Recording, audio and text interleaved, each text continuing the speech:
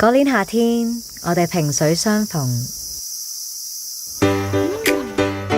我叫蘇公平，喺街市有個水果檔。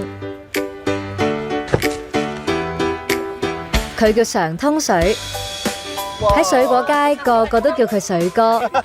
佢係萬人迷嚟㗎。喂，水哥，咁有咩關照先？你有運行啦，俾你。估唔到佢都會留意到咁平凡嘅我。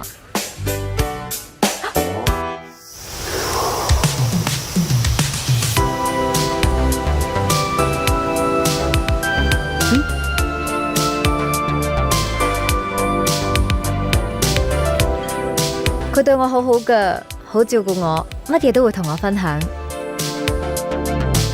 阿平，水，講個秘密俾你知啦。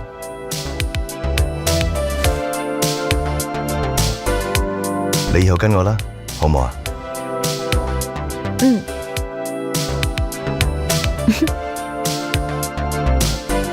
至少我以為佢係為我好。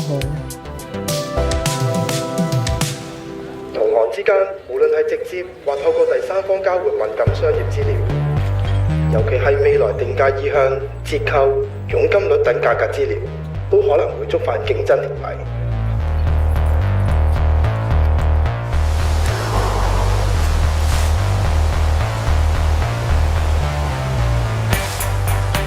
仲有啊，同成本有關嘅資料，例如員工嚟緊嘅薪酬調整，都係敏感商業資料嚟㗎。